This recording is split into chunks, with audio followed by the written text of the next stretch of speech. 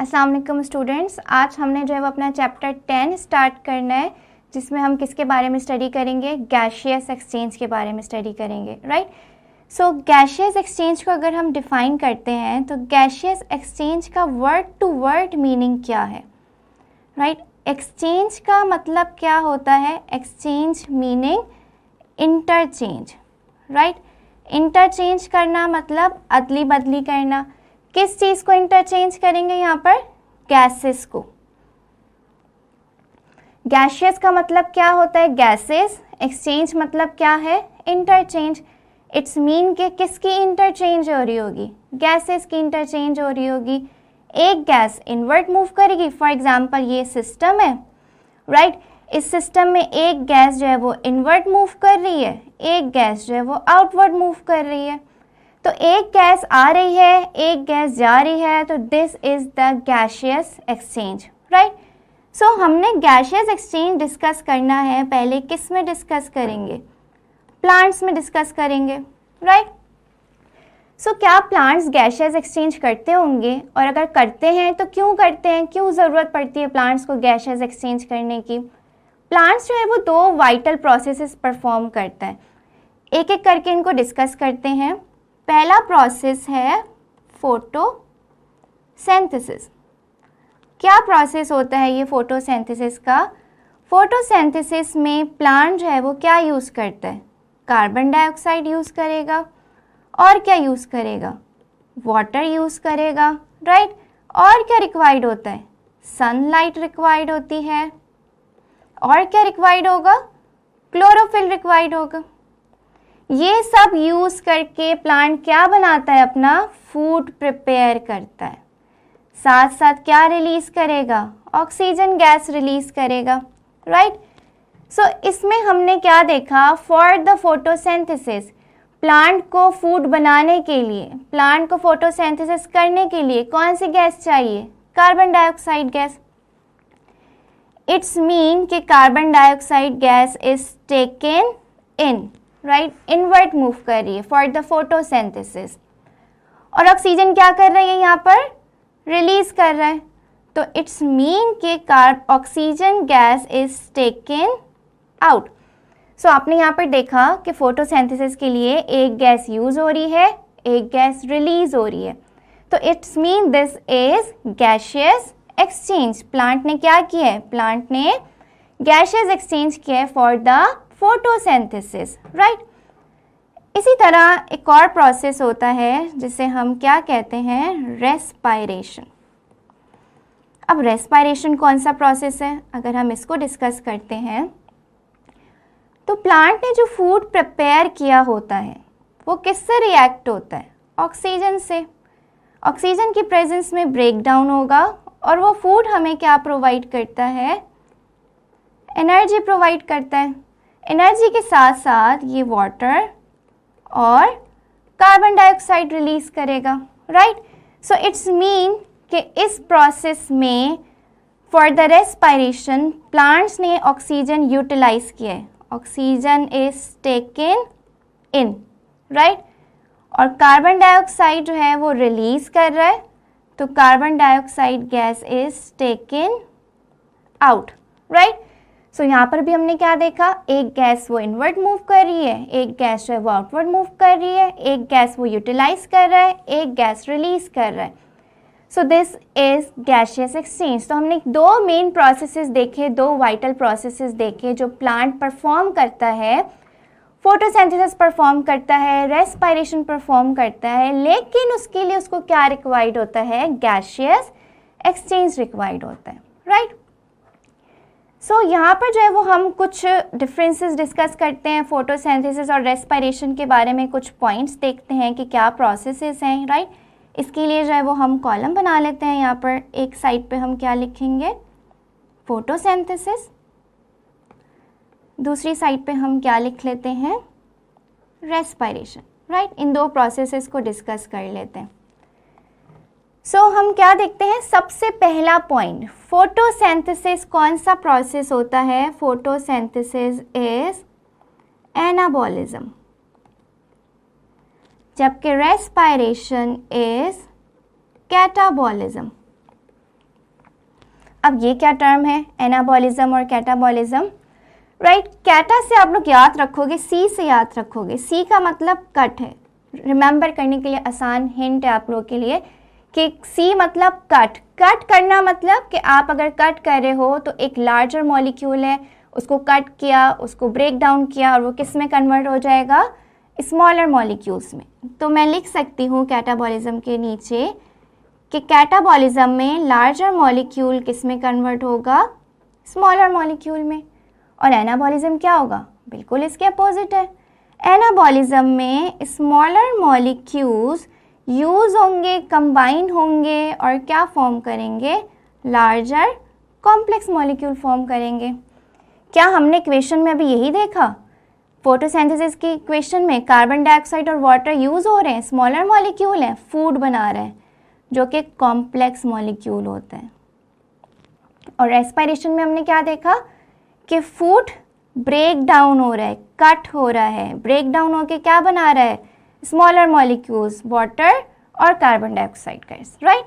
Next point पर आते हैं। अगर हम नेक्स्ट पॉइंट की बात करते हैं, सो फोटोसिंथेसिस में फूड क्या हुआ है, सिंथेसाइज्ड हुआ है।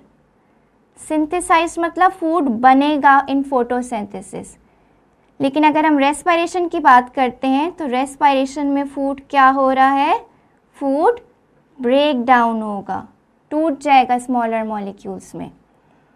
नेक्स्ट पॉइंट पर आते हैं, कार्बन डाइऑक्साइड गैस की बात करते हैं तो in photosynthesis carbon dioxide gas is utilised.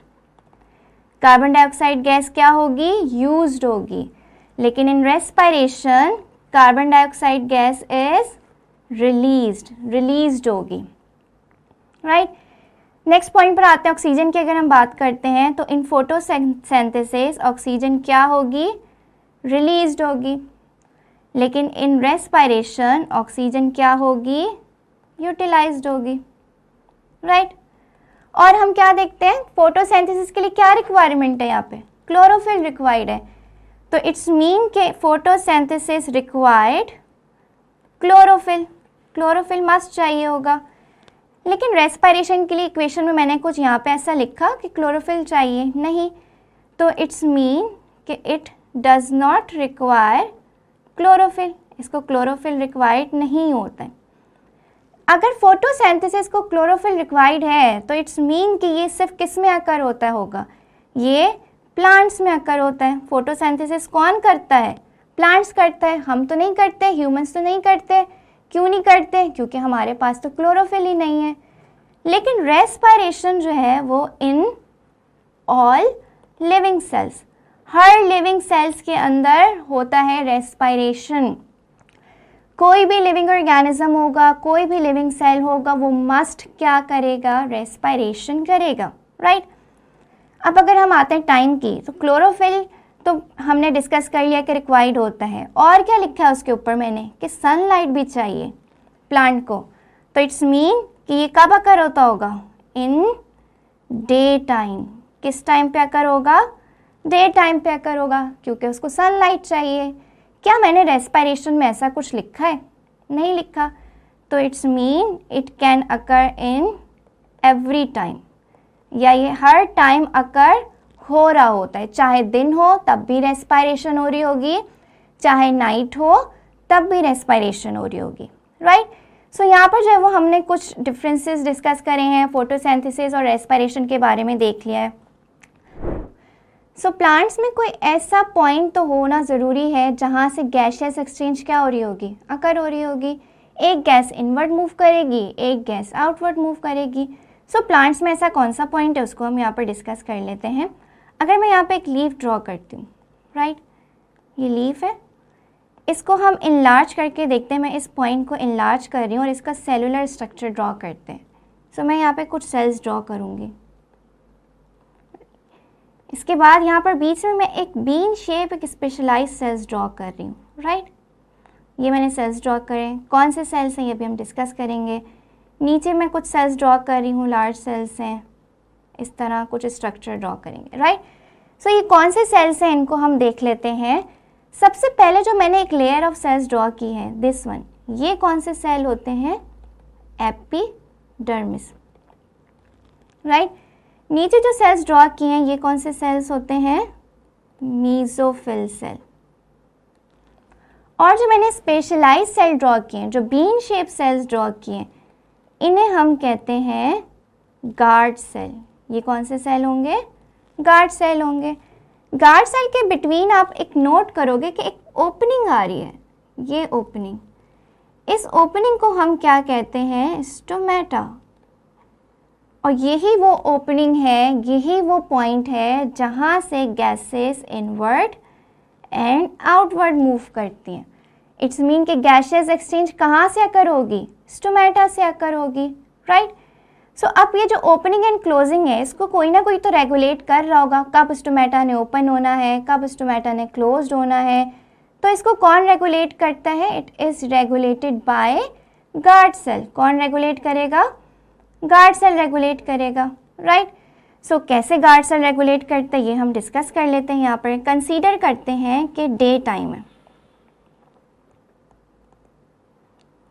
Day time में क्या प्रोसेसेस हो रहे होते हैं? इससे पहले एक पॉइंट मैं यहाँ पर और ऐड करूँगी कि गार्ड सेल जो है वो स्पेशलाइज सेल हैं, तो उनके पास जो है वो क्या प्रेजेंट होता है? क्लोरोफिल होगा। किसके पास क्लोरोफिल प्रेजेंट होता है? गार्ड सेल के पास। इट्स मीन कि ये क्या कर रहे होंगे? फोटोसिंथेसिस कर रहे होंगे। मेसोफिल सेल के पास भी क्या प्रेजेंट होता है? क्लोरोफिल होता है। ये भी क्या करते हैं? फोटोसिंथेसिस।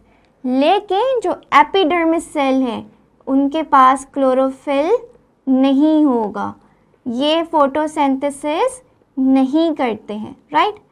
सो अब हम आते हैं डे टाइम पे। गार्ड सेल क्या करता है? गार्ड सेल की बात करते हैं, क्योंकि गार्ड सेल ही स्टोमेटा की ओपनिंग एंड क्लोजिंग को रेगुलेट करता है। गार्ड सेल के पास क्लोरोफिल है, तो डे टाइम पे वो क्या कर रहा होगा? फोटोसिंथेसिस करेगा, राइट। सो अगर फोटोसिंथेसिस कर रहा है तो क्या प्रोड्यूस कर रहा होगा? फूड प्रोड्यूस करेगा। फूड प्रोड्यूस कर रहा है, सेल के अंदर फूड की अमाउंट बढ़ गई है। मैं यहाँ पर कुछ गार्ड सेल्स ड्रॉ कर रही हूँ।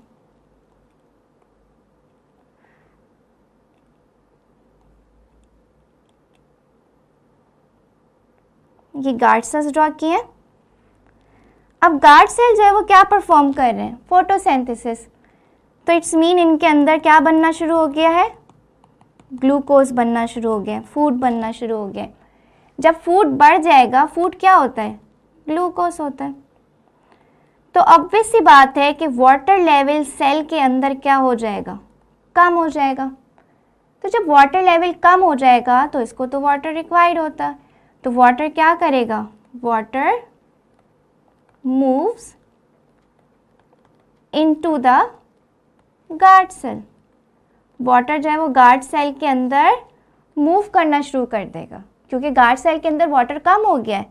तो नेबरिंग सेल से जो है वो वाटर क्या करेगा? मूव करेगा। जितने भी एपिडर्मिस सेल हैं, नेबरिंग सेल्स हैं, वहाँ से वाटर क्या करेगा? मूव करेगा। किस में? गार्ड सेल्स में, राइट। सो जब वाटर मूव कर रहा है inside the guard cell, guard cell के अंदर जब वाटर मूव कर जाएगा तो वाटर की वजह से गार्ड सेल क्या हो जाएगा? स्वेल हो जाएगा, क्योंकि वाटर फिल हो चुका है उस सेल के अंदर।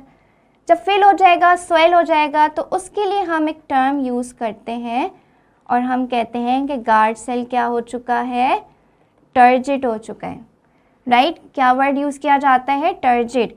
कि गार्ड सेल जब स्वेल हो चुका है, वाटर फिल्ड हो चुका है कंप्लीटली, तो फिर हम कहेंगे कि गार्ड सेल टर्जिड हो जाता है। और जब टर्जिड हो जाता है तो गार्ड सेल जो है वो स्टोमेटा को क्या कर देगा? ओपन कर देगा। जैसे यहाँ पर डायग्राम में बनाया है, ये जो मैंने अभी गार्ड सेल्स बनाए हैं, ये कैसे गार्ड सेल हैं? स्वेल गार्ड सेल हैं। ये टर्जिड हुए हुए, और जब टर्जिड हो रहे हैं तो बीच में आपको इनकी ओपनिंग नज़र आ रही है, और इस ओपनिंग को हम क्या बोलते हैं? स्टोमेटा। क्या बोलेंगे इस कंडीशन में कि स्टोमेटास क्या है? ओपन है। तो डे टाइम पे स्टोमेटास को क्या कर दिया जाता है? ओपन कर दिया जाता है। कौन ओपन कर रहा है? Guard cell. नाइट टाइम को डिस्कस करते हैं कि अब नाइट टाइम पे क्या होगा। नाइट टाइम में गार्ड सेल्स, क्या गार्ड सेल नाइट टाइम में फोटोसिंथेसिस करेंगे? उनके पास क्लोरोफिल है, फोटोसिंथेसिस भी करते हैं, लेकिन सनलाइट नहीं है तो रात में फोटोसिंथेसिस नहीं होगा। तो इट्स मीन मैं यहाँ पे क्या लिख दूंगी, नो फोटोसिंथेसिस। रात में गार्ड सेल कोई फोटोसिंथेसिस नहीं करेंगे, तो जो फूड का लेवल है, जो ग्लूकोज का लेवल है, वो भी क्या हो जाएगा, कम हो जाएगी कंसंट्रेशन, राइट। तो जब ये कम हो जाएगी तो वाटर लेवल क्या होगा, राइज हो जाएगा, वाटर लेवल बढ़ जाएगा। अब क्या होगा, अब वाटर कहाँ मूव करेगा, अब वाटर मूव करेगा out of guard cell. Guard cell से कहाँ जाना शुरू कर जाएगा, बाहर की तरफ जाना शुरू करेगा। जब गार्ड सेल से वाटर बाहर निकल जाएगा तो गार्ड सेल कैसे हो जाएंगे, गार्ड सेल के लिए एक वर्ड यूज़ करते हैं हम, फ्लैसिड, जिसे हम उर्दू में क्या कहते हैं, पिलपिला हो जाना। कैसे हो जाएंगे, डायग्राम में ड्रॉ कर लेते हैं। इस तरह जो है ये क्या हो जाएंगे, फ्लैसिड हो जाएंगे, राइट। सो जब ये फ्लैसिड हो रहे हैं, आप दोनों डायग्राम में डिफ्रेंशिएट कर सकते हो, स्वेल गार्ड सेल और फ्लैसिड गार्ड सेल में। स्वेल हो गए हैं तो ओपनिंग जो है वो स्टोमेटा जो है वो ओपन हो चुके हैं, लेकिन जब ये फ्लैसिड है तो बीच में कोई ओपनिंग प्रेजेंट नहीं है। तो इट्स मीन कि हम क्या लिखेंगे कि स्टोमेटास क्या हो चुके हैं, क्लोज्ड हो चुके हैं। यहाँ पे मैं क्या लिखूंगी डायग्राम में कि स्टोमेटास क्या हो चुके हैं, क्लोज्ड हो चुके हैं। सो यही बात हमने पढ़ी थी कि स्टोमेटास की ओपनिंग एंड क्लोजिंग कौन रेगुलेट करते हैं, गार्ड सेल। कैसे रेगुलेट करता है, उसका मैकेनिज्म क्या होता है, ये भी हमने यहाँ पर क्या कर लिया है, डिस्कस कर लिया है, राइट। अब हम जो है वो यहाँ पर क्या डिस्कस करेंगे, गैशियस एक्सचेंज इन एनिमल्स डिस्कस करेंगे। एनिमल्स भी गैशियस एक्सचेंज करते हैं, राइट। सो गैशियस एक्सचेंज इन एनिमल्स डिस्कस करना है। अगर हम एनिमल्स की बात करते हैं तो एनिमल्स को पहले हम डिफ्रेंशिएट करते हैं। कैसे डिफ्रेंशिएट करते हैं, हमारे पास कौन से एनिमल्स आते हैं, एक्वेटिक एनिमल्स और कौन से एनिमल्स आते हैं, टेरेस्ट्रियल एनिमल। किस बेस पे हमने इन एनिमल्स को डिफ्रेंशिएट किया है। एक्वेटिक एनिमल्स वो होते हैं जो कहाँ पर रहते हैं, वाटर में रहते हैं, राइट। एक्वेटिक वर्ड का मतलब क्या होता है, वाटर। सो एक्वेटिक एनिमल्स वो होंगे जो वाटर में रहते हैं। टेरेस्ट्रियल एनिमल्स वो होते हैं जो कहाँ पर रहते हैं, लैंड पर रहते हैं, राइट। सो अगर हम यहाँ पर एक ड्रॉ करते हैं, मैं एक एक्वेटिक एनिमल ड्रॉ करती हूँ यहाँ पे, जैसे मैं अमीबा ड्रॉ करती हूँ, राइट। सो अमीबा ड्रॉ करते हैं। अमीबा का जो मीडियम है वो क्या है, वाटर है। अमीबा कहाँ प्रेजेंट है, वाटर में प्रेजेंट है, तो वाटर अमीबा का क्या होगा, मीडियम होगा। अब अमीबा जो है वो गैशियस एक्सचेंज करेगा। अमीबा को जो है वो ऑक्सीजन गैस इनटेक करनी है, कार्बन डाइऑक्साइड गैस रिलीज करनी है। तो उसके लिए अमीबा किससे करेगा, गैशियस एक्सचेंज किससे करेगा, जो वाटर है, जो मीडियम है उसका, उससे ऑक्सीजन गैस जो है वो इनटेक करेगा। ऑक्सीजन गैस इनवर्ट मूव करेगी, carbon dioxide gas outward move करेगी। इट्स मीन कि अमीबा गैशियस एक्सचेंज किसके साथ कर रहा है, किससे ऑक्सीजन ले रहा है, वाटर से ले रहा है। किसको कार्बन डाइऑक्साइड दे रहा है, वाटर को दे रहा है।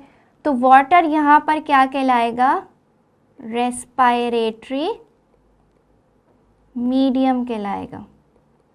हम हैं, ह्यूमंस हैं। ह्यूमंस कहाँ रहते हैं, लैंड में रहते हैं। हमारा मीडियम क्या है, एयर है। हम किससे गैसेस एक्सचेंज करते हैं, किससे ऑक्सीजन लेते हैं, एयर से ऑक्सीजन लेंगे और एयर को ही क्या देते हैं, कार्बन डाइऑक्साइड गैस रिलीज करते हैं, राइट। सो इट्स मीन कि टेरेस्ट्रियल एनिमल्स का मीडियम क्या होता है, एयर होता है, राइट। सो यहाँ पर हमने देख लिया कि रेस्पिरेटरी मीडियम होता है, एक्वेटिक एनिमल्स का जो है वो वाटर है, टेरेस्ट्रियल एनिमल का लैंड है। यहाँ पे एक और टर्म यूज़ होती है जिसे हम क्या कहते हैं, रेस्पिरेटरी सरफेस। अब अगर आप अमीबा को नोट करो यहाँ पर, तो अमीबा ने कहाँ से गैसेस एक्सचेंज करी, कौन सा एरिया है, कौन सा रीजन है, जिसको मैं रेड कलर से ड्रॉ कर रही हूँ। यहाँ से अमीबा ने जो है वो क्या की है, गैसेस एक्सचेंज करी है। इसको हम क्या नाम देते हैं, सेल मेम्ब्रेन। तो इट्स मीन कि अमीबा का रेस्पिरेटरी सरफेस क्या है? Cell membrane. वो एरिया, वो रीजन जहाँ से अमीबा क्या कर रहा है? गैसियस एक्सचेंज कर रहा है, उस एरिया, उस रीजन को हम क्या कहते हैं? सेल मेम्ब्रेन या फिर रेस्पिरेटरी सरफेस, राइट। अमीबा का रेस्पिरेटरी सरफेस क्या है? सेल मेम्ब्रेन है। लेकिन अगर हम ह्यूमंस की बात करते हैं तो ह्यूमन गैसियस एक्सचेंज कहाँ से करते हैं? एल्वुलाई से। तो ह्यूमन का जो एल्वुलाई है वो क्या है? उनका रेस्पिरेटरी सरफेस है, राइट। अब रेस्पिरेटरी सरफेस की कुछ प्रॉपर्टीज़ होना मस्ट हैं। जब तक रेस्पिरेटरी सरफेस के पास ये सर्टेन प्रॉपर्टीज़ नहीं होंगी वो अपना फंक्शन परफॉर्म नहीं करेगा। क्या प्रॉपर्टीज़ होनी चाहिए रेस्पिरेटरी सरफेस की? सबसे पहले तो उसको परमिएबल होना चाहिए। परमिएबल वर्ड को अगर इजी वर्ड्स में समझाऊं तो इजी वर्ड्स में कैसे समझाते हैं? परमिएबल मतलब परमिशन। परमिशन मतलब इजाज़त होना। जब तक वो सरफेस, जब तक वो मेम्ब्रेन, जैसे यहाँ पर ये सेल मेम्ब्रेन थी, जब तक ये इजाज़त नहीं देगी गैसेस को कि इनवर्ट एंड आउटवर्ड मूव करे, तब तक गैसेस कैसे मूव करेंगी? इसीलिए हर रेस्पिरेटरी सरफेस का, जैसे ह्यूमंस का एल्वुलाई है, उसको परमिएबल होना चाहिए। इट्स मीन कि ये अलाउ करे गैसेस को, allow gases to move in and out. Gases को अलाउ करे कि gases in and out move कर सकें। तो परमिएबल होना बहुत ज़रूरी है, राइट। सेकंड पॉइंट क्या होना चाहिए? कि इसको थिन होना चाहिए। थिन होगी, सिंगल सेल लेयर होगी, तो फिर इजीली जो है वो क्या हो सकेंगी? गैसेस डिफ्यूज़ हो सकेंगी, डिफ्यूजन हो सकेगा। गैसेस जो है वो इन एंड आउट मूव करती हैं through the diffusion, right. Third point क्या है हमारे पास यहाँ पर? कि इस सेल को या रेस्पिरेटरी सरफेस को क्या होना चाहिए? मॉइस्ट होना चाहिए। मॉइस्ट क्यों होना चाहिए? कि जो वाटर मॉलिक्यूल्स होंगे वो ट्रैप करेंगे किसको? गैसेस को। इसको मैं और किस तरह कह सकती हूँ? ट्रैप करेंगे गैसेस को किस तरह कह सकूँगी मैं? कि गैसेस जो हैं वो क्या हो जाएंगी? डिज़ोल्व हो जाएंगी इन वाटर, एंड डिज़ोल्व होके वो अक्रॉस द मेम्ब्रेन जो है वो क्या करेंगी? मूव कर जाएंगी, right. And the fourth point जो लाजमी है रेस्पिरेटरी सरफेस का, कि उन्हें क्या होना चाहिए? लार्ज सरफेस एरिया होना चाहिए। लार्ज सरफेस एरिया होना चाहिए। लार्ज सरफेस एरिया होना का क्या फ़ायदा? अगर मैं यहाँ पर दो सेल्स ड्रॉ करती हूँ, एक मैं यहाँ पर सेल ड्रॉ कर रही हूँ, एक लार्ज सेल ड्रॉ कर रही हूँ, जिसका सरफेस एरिया ज़्यादा है, ऑब्वियस सी बात है कि वहाँ पर गैसियस एक्सचेंज भी ज़्यादा अकर होगा। जिसका सरफेस एरिया कम है वहाँ पर गैसियस एक्सचेंज भी कम होगा। तो रेस्पिरेटरी सरफेस के लिए लाजमन जो सरफेस एरिया है वो क्या होना चाहिए? ज़्यादा होना चाहिए, ताकि गैसियस एक्सचेंज जो है वो एफिशिएंटली हो सके, राइट। हमने टॉपिक डिस्कस कर लिया है यहाँ पे। Gaseous exchange in plant discuss किया है, gaseous exchange in animal discuss किया है, राइट। उम्मीद है आप लोगों को ये समझ आ गया होगा। अब हम यहाँ पर जो डिस्कस करेंगे वो कुछ ऐसे क्वेश्चंस देखेंगे जो एग्ज़ाम्स पॉइंट ऑफ व्यू से इम्पॉर्टेंट हैं, जो एग्ज़ाम्स में आ सकते हैं, राइट। सबसे पहले तो यहाँ पर जितनी भी टर्मिनोलॉजीज़ लिखी गई हैं ये सारी डेफिनेशंस हैं जो एग्ज़ाम्स में पूछी जा सकती हैं, राइट। इसके अलावा अगर हम क्वेश्चंस देखते हैं तो हमारे पास कौन कौन से क्वेश्चंस आते हैं। पहला क्वेश्चन इस तरह बन सकता है कि डिफरेंशिएट करना होता है हमें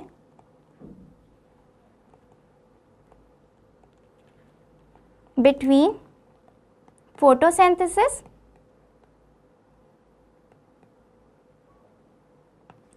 एंड रेस्पिरेशन। डिफरेंसेस का क्वेश्चन मोस्ट इंपॉर्टेंट है, डिफरेंसेस करने होते हैं फोटोसिंथेसिस और रेस्पिरेशन के।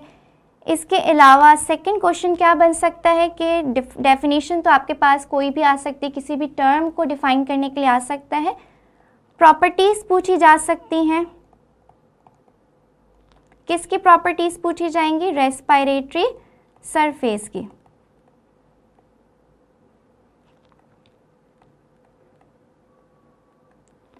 राइट। और मैकेनिज्म पूछा जा सकता है कि स्टोमेटा की ओपनिंग एंड क्लोजिंग को जो है वो गार्ड सेल कैसे रेगुलेट कर रहा है। How guard cell regulate opening and closing of stomata. Right. So ये 3 क्वेश्चंस हैं जो इन टॉपिक में से आपके एग्जाम्स में आ सकते हैं। उम्मीद है आपको ये सारे टॉपिक क्लियर हो गए होंगे और जो क्वेश्चंस हमने एग्जाम्स पॉइंट ऑफ व्यू से यहाँ पर डिस्कस करें हैं वो भी क्लियर हो गए होंगे। उसके आंसर्स आप जो है वो इजीली कर सकते हो पेपर्स में। राइट। अब हम जो है वो नेक्स्ट वीडियो में मिलेंगे, तब तक के लिए अल्लाह हाफ़िज़।